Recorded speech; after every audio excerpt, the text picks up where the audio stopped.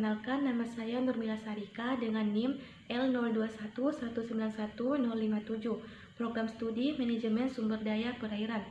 Pada kesempatan kali ini, saya akan menjelaskan beberapa materi. Yang pertama, struktur sel.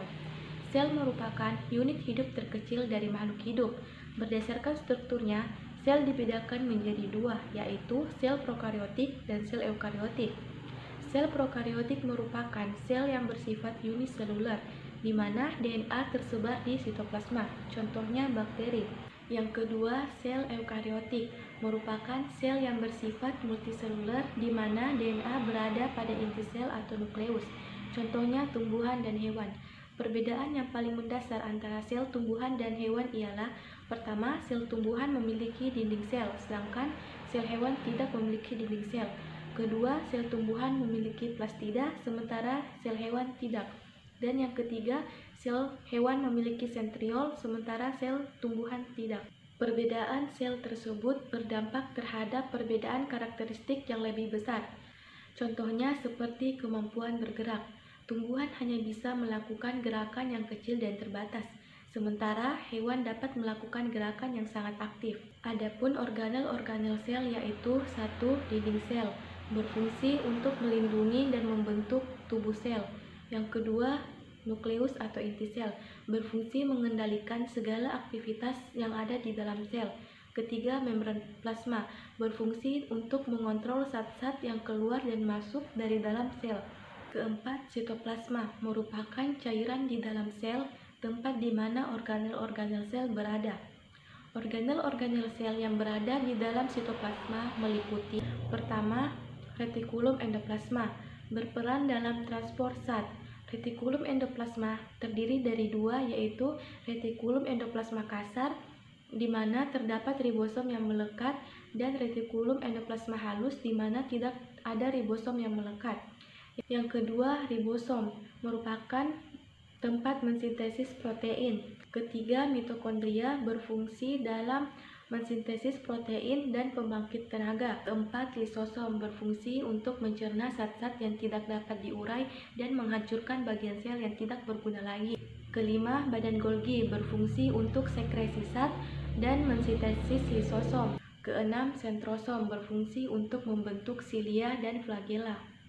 Ketujuh, plastida, organel khas pada sel tumbuhan sebagai tempat pigmen warna.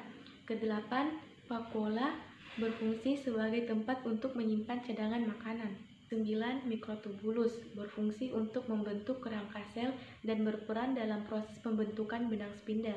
10. Mikrofilamen, merupakan benang halus yang mempengaruhi kontraksi sel.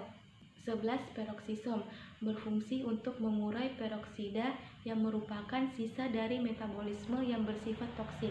Di antara organel-organel sel tersebut, ada beberapa organel yang di dalamnya terdapat materi genetik. Yang pertama, DNA mitokondria, yang hanya sebagian kecil DNA terdapat di dalam sel eukariotik. Sebagian besar DNA terdapat di inti sel atau nukleus. Pada tumbuhan, materi genetik terdapat di kloroplas. Sedangkan pada sel prokariotik, materi genetik tersebar di organel sitoplasma. DNA terdiri dari dua untai yang saling terkait dan membentuk heliks ganda.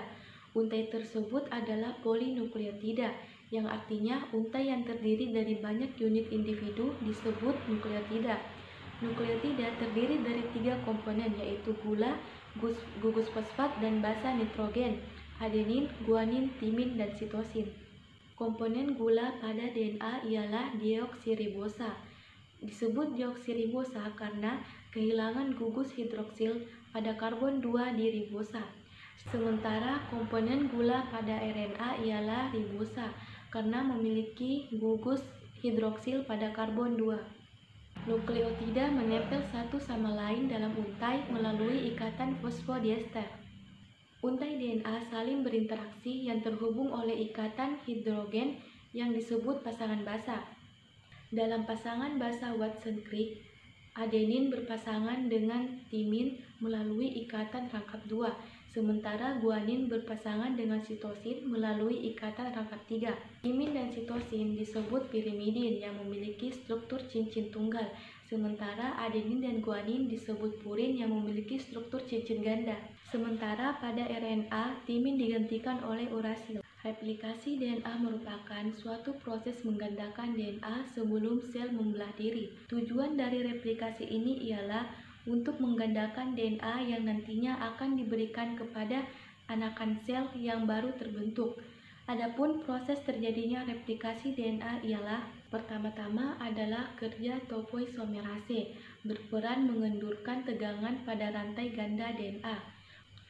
Selanjutnya, enzim helikase akan memisahkan rantai ganda DNA menjadi dua rantai tunggal. Satu rantai disebut leading strand dan satu lagi disebut lagging strand. Setelah terbentuk rantai tunggal, masing-masing rantai akan diikat oleh protein agar rantai tersebut tidak menyatu kembali menjadi rantai ganda. Barulah setelah itu, enzim primase akan bekerja pada rantai tunggal untuk membentuk primer. Setelah terbentuk primer, DNA polimerase akan menyambungkan nukleotida baru di belakang primer sepanjang rantai yang telah dibuka hingga proses replikasi sampai pada ujung rantai, sehingga terbentuklah rantai ganda yang baru. Setelah itu, enzim ligase akan bekerja menyambungkan fragmen pendek DNA atau fragmen Okazaki dengan fragmen di sebelahnya sehingga terbentuklah DNA yang utuh. Proses penyambungan ini diawali dengan membuang primer.